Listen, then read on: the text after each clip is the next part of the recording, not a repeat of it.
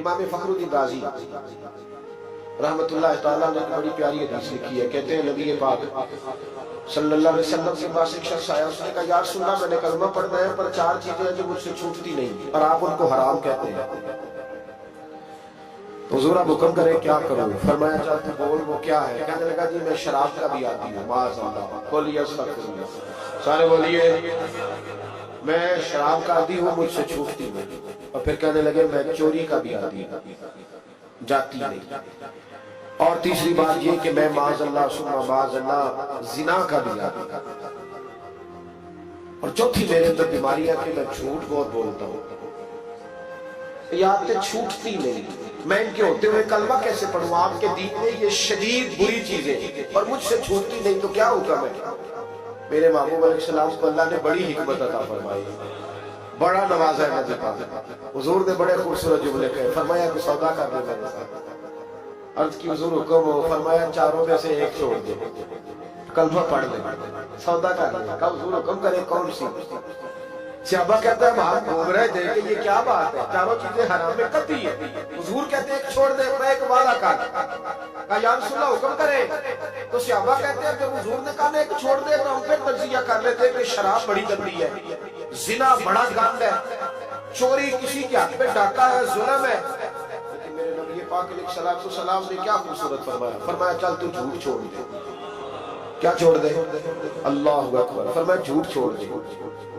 عرض کی باقی؟ فرمایا باقی اللہ فضل کرنے والا ہے, تو جھوٹ چھوڑ دے. اب لوگ کہتے ہیں کہ میران یہ کہ اتنی گندی چیزیں, شراب بھی, زنا بھی, چوری بھی, اور حضور نے صرف جھوٹ چھڑوایا. وہ سردار کہتا ہے میں گھر گیا,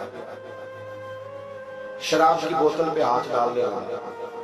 دل میں خیال آیا شراب پی کے صحابہ کے مجمع میں جاؤں گا, تو اگر کسی صحابی نے پوچھا کہ تو نے شراب پی ہے, جھوٹ بولوں گا تو نبی پاک کے وعدے کا کیا بنے گا, اور سچ بولوں گا تو اس محفل نور میں بیٹھوں گا کیسے شراب پی کے؟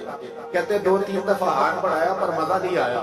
میں نے پٹکی دیوار کے ساتھ بوتل, میں نے کہا یہ تو گئی, یہ نہیں پیوں گا آج. کہتے پھر میں باہر نکلا اس عورت کے پاس رات گزارنے جہاں منہ کالا کرنا تھا. کہتے جب پہنچا تو اس نے پہلا سوال پوچھا, کہنے لگی سنا ہے تو کلمہ پڑھ گیا ہے؟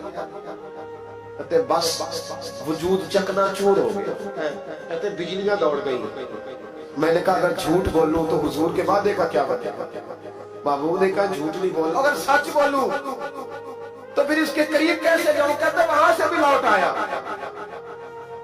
اب میری زنا کی عادت بھی گئی. اگلی شام ہوئی تو سامنے مال پڑا تھا ایک آدمی کا. وہ آدمی غافل تھا, اس پہ ہاتھ ڈالنے لگا. تو دل میں خیال آیا یہ سویرے تفتیش بھی کرے گا.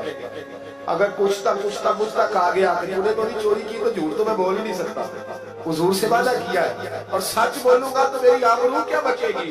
کہتے شام ایک دن میں گیا, اگلے دن کی شام ہوئی تو صرف سچ کی عادت اپنائی. میرا زنا بھی گیا, میری چوری بھی گئی, میری شراب کباب بھی گئے. کہتے تیسرے جا کے دروازہ رسول پہ بیٹھا. صحابہ باقی اپنا کام کرتے رہے, میں صرف مصطفیٰ کا چہرہ تکتا رہا. میں بس چہرہ تکتا رہا. دیر ہو گئی تو صحابی کہنے لگے کیا دیکھ رہے ہو؟ تو میں نے کہا اس رسول کا کمال دیکھ رہا ہوں, اس محبوب کا کمال دیکھ رہا ہوں. ایک جھوٹ چھڑوایا ہے تو رب کریم نے مجھے سارے تقوی عطا فرمائے.